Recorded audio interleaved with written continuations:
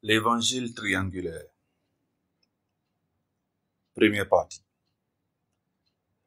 Est-ce qu'il t'est déjà arrivé de t'arrêter un instant et de te demander s'il n'y a pas plus que ce que l'on voit dans notre réalité quotidienne, comme s'il existait des forces invisibles, un grand drame divin qui se joue en arrière-plan? Oui, absolument. C'est une immense question, n'est-ce pas? Et c'est tellement facile de se laisser absorber par la vie de tous les jours et d'oublier que les textes anciens nous parlent d'un monde spirituel beaucoup plus vaste et complexe. C'est justement ce que nous voulons explorer aujourd'hui. Bienvenue à cette plongée en profondeur. Nous allons découvrir ensemble un cadre particulier que nos sources appellent l'évangile du triangle. Le nom peut sembler étrange, mais en réalité, c'est une manière visuelle et simple de comprendre de très grands événements, passés, présents et même à venir. Notre but, c'est de mettre de côté le superflu pour aller à l'essentiel et vous aider à mieux comprendre cette grande histoire biblique. Voyez cela comme une clé pour entrer dans un drame cosmique qui touche absolument tout. Nos sources principales s'appuient directement sur la Bible. Job, Ézéchiel, les psaumes, Matthieu, Timothée, Éphésiens, Daniel, Nombre, 1 Samuel, Deutéronome, les rois, Galates, Jean, Romains, Ésaïe, Proverbes et bien d'autres encore. Mais avant d'aller plus loin, il faut clarifier une chose importante à propos de ce nom, l'évangile du triangle. Les sources sont très claires là-dessus. Le triangle n'est qu'un dessin. C'est simplement un outil visuel pour expliquer des idées complexes sur la hiérarchie et le temps. Il n'y a rien de religieux ou d'occulte dans la forme en elle-même. C'est juste une aide, comme un schéma ou un organigramme pour mieux comprendre cette grande histoire. Alors, scène 1, le commencement. Au commencement, Dieu, Elohim, créa le ciel et la terre, nous dit Genèse 1, 1. Simple et profond. Mais en réalité, ce verset est plus riche qu'il n'y paraît, surtout en hébreu. Le mot traduit par Dieu est Elohim. Et les sources rappellent qu'en hébreu, il existe 4 mots différents, souvent traduits par Dieu. El, qui évoque la force ou la puissance. Ela, plus poétique. Elo, qui insiste sur le fait d'être vivant. Et Elohim, le terme employé ici en Genèse 1.1, qui est au pluriel en hébreu. C'est surprenant et très important. Puis, dès Genèse 2, chapitre 2, verset 4, les choses deviennent plus claires. On découvre le nom personnel unique du Père Céleste. YHWH, que certains prononcent Yahvé, Jéhovah, Yahweh. Comme l'hébreu, l'ancien n'avait pas de voyelles écrites, seulement transmises oralement, les prononciations ont varié. Mais le point essentiel, martelé par les sources, c'est que YHWH est l'unique créateur. Point final. La Bible ne parle pas d'un comité de dieux égaux qui créent ensemble.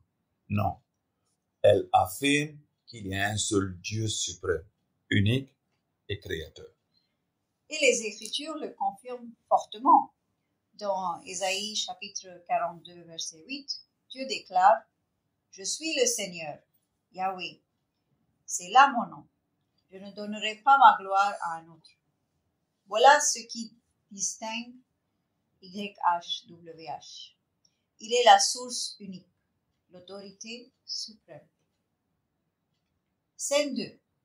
Deux familles. Alors, si Yahweh est l'unique créateur et qu'il ne partage pas sa gloire, qui sont tous ces autres dieux ou êtres divins mentionnés dans la Bible? Le psaume chapitre 82 verset 1 dit « Dieu, Elohim, préside dans l'assemblée divine. Il juge au milieu des dieux, encore Elohim. » Cela peut sembler confus, mais selon les sources, ce passage introduit une idée clé. Dieu a deux familles, une famille céleste, les êtres spirituels, et une famille terrestre, l'humanité. Et ce n'est pas seulement une idée de l'Ancien Testament.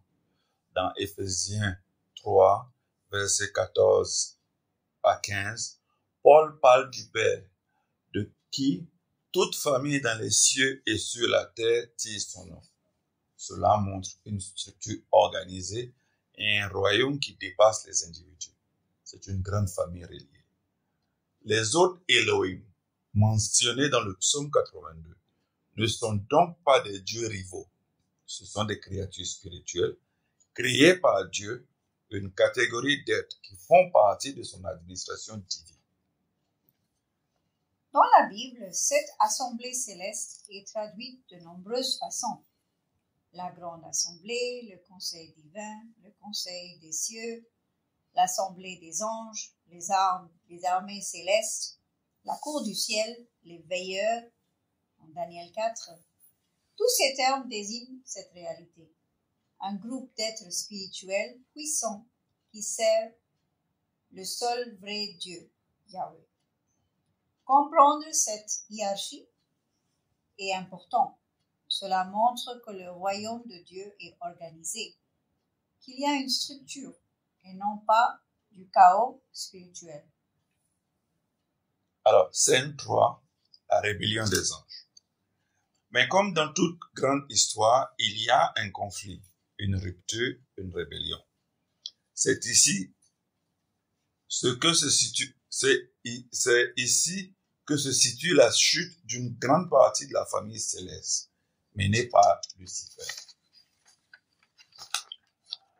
Les anges sont définis par leur source comme des êtres conscients, dotés de volonté.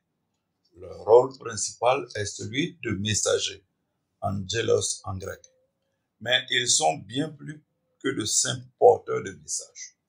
Ils obéissent aux ordres de Dieu, pas aux nôtres.